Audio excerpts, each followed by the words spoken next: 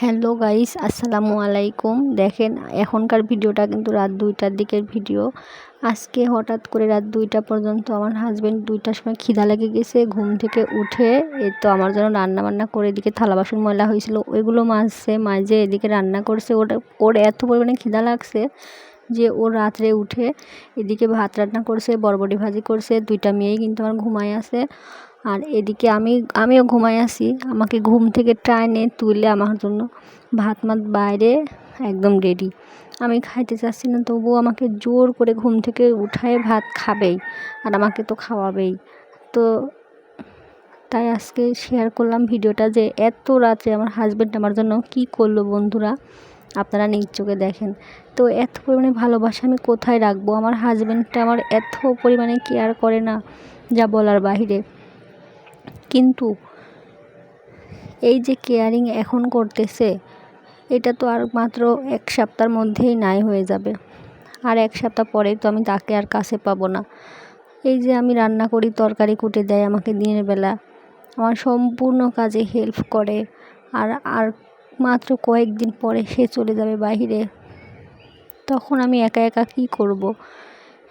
আমাকে রান্না করে খাওয়ায়, যখন যেটা ইচ্ছা হয় তখন সেটা এনে খাওয়ায়।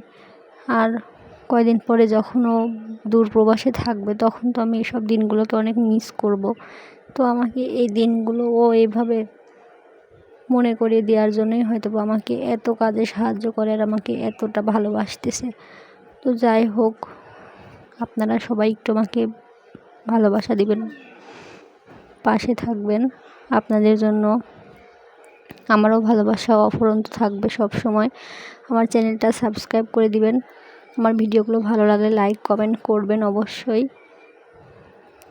তো আমরা খাওয়া দাওয়া করতেছি। তো বাড়িতে কি তেমন কিছু ছিল না, রাত্রে বাজার করে আনছে, বরবটি ছিল, তাই বরবটির ভাজি করছে। এখন আমাদের অবস্থাটা অনেকটাই খারাপ। হাজব্যান্ডের কাজ নাই, কয়েক মাস ধরে হাজব্যান্ড বসে আছে বাইরে যাওয়ার অপেক্ষায়। অনেক টাকা পয়সাও দিছে, তো এখন হাতে কোনো টাকা পয়সা নাই, কোনো প্রতিদিনের কোনো কামাই নাই। এজন্য হাবিজাবি দিয়েই দিনকাল চলে যাচ্ছে। হয়তো বা আমাদের একদিন এই অবস্থা থাকবে না, আল্লাহ একদিন আমাদের মুখ তুলে যদি তাকায়, তাহলে আমাদের অবস্থাটা ভালো হতে পারে। তো আপনারা দোয়া করবেন আমাদের জন্য, যেন আল্লাহ আমাদের অবস্থাটা ভালো করেন, আমরাও যেন একদিন গোশ মাছ সব দিয়ে ভাত খাইতে পারি। এখন আমাদের ভিডিওগুলো দেখলে আপনারা দেখবেন আমরা শুধু হাবিজাবি রান্না করি, আমাদের রান্নাতে কোনো মাছ নাই। বাজারে বাজার আসে, বাজারে কোনো মাছ গোশ এগুলো আসে না।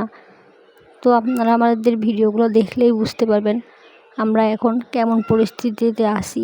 তবে আগে কিন্তু আমরা এই অবস্থাতে ছিলাম না, আগে আমাদের অনেক ভালো চলাচল ছিল। তো আল্লাহ চাইলে কি না পারে বলেন? আল্লাহ চাইছে এরকম একটা পরিস্থিতি আমরা কাটাবো, এই জন্যই হয়তো বা এখন এই পরিস্থিতিতে আছি। তবে আল্লাহ চাইলে একদিন আমরা সফলতা যদি পাই, আর আপনারা যদি আমাদেরকে ভালোবাসা দেন, হয়তো বা আমরা একদিন ভালো কিছু মুখ দেখব। তো আজকের মতো এই পর্যন্ত। আল্লাহ।